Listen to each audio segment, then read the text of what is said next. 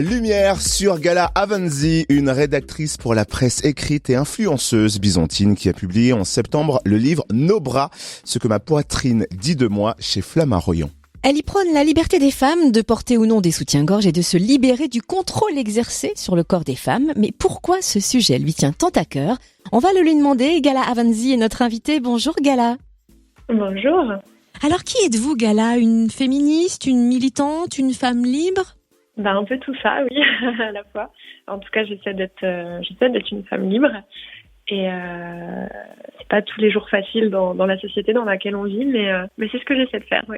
Alors, on va donc évoquer le Nos bras. C'est un mouvement qui s'inscrit dans la continuité du féminisme et vise à dénoncer les injonctions d'être belle subies par les femmes. C'est ainsi que vous en parlez dans votre livre. Un mouvement qui a pris de l'ampleur pendant le confinement. Pourquoi avoir eu envie de lui consacrer tout un livre ? Parce qu'en fait, j'ai réalisé qu'en tant que femme, on n'avait que très peu d'informations sur ce sujet-là, sur le Nos bras, sur la poitrine, etc. Et c'est pourtant un sujet qui est d'une importance capitale. Le Nos bras, ça peut paraître anodin comme ça. Ça peut paraître être un geste tout à fait anodin, mais en fait, il soulève des problématiques qui sont très importantes, comme l'hypersexualisation de la poitrine, le sexisme ordinaire, les injonctions, les difficultés à allaiter en public. Et ce qui me révolte le plus, en fait, c'est que les femmes ont peur. Elles ont peur de sortir dans la rue sans soutien-gorge, elles ont peur des regards malveillants, des réflexions, des insultes, et surtout que quelqu'un les agresse.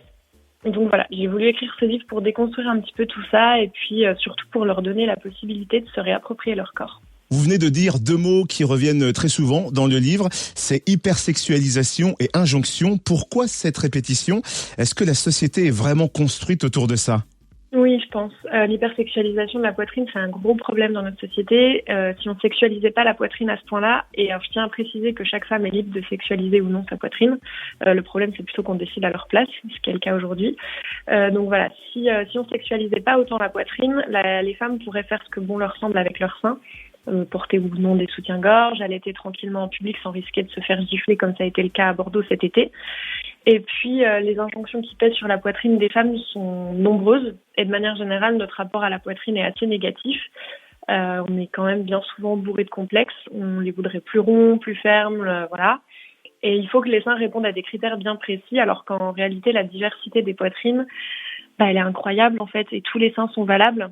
Quel qu'il soit, mais ça on nous l'apprend pas, donc on complexe. Donc voilà, c'est pour ça que ces deux termes reviennent souvent parce que pour moi ils sont très importants et très présents dans notre société.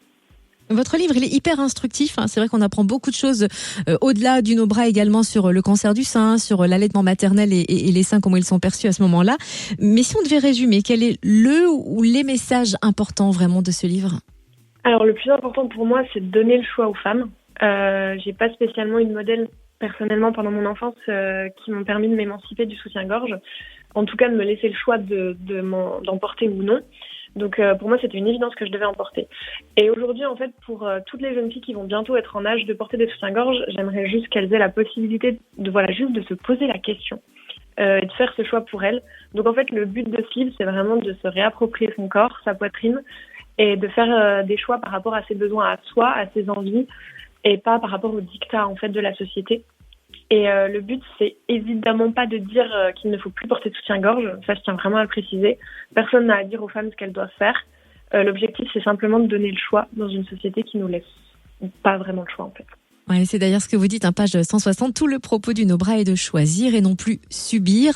Merci. Exactement. En tout cas, Gala Avanzi, ce livre Nos bras, ce que ma poitrine dit de moi, est disponible aux éditions Flammarion. Et est-ce qu'on peut suivre également toute votre actualité parce que vous êtes influenceuse, blogueuse? Où est-ce qu'on peut vous suivre? Oui, vous pouvez me suivre sur Instagram sur les comptes Sorcière ta mère et gala.avz. C'est bien noté. Merci d'avoir été avec nous, Gala. Merci à vous.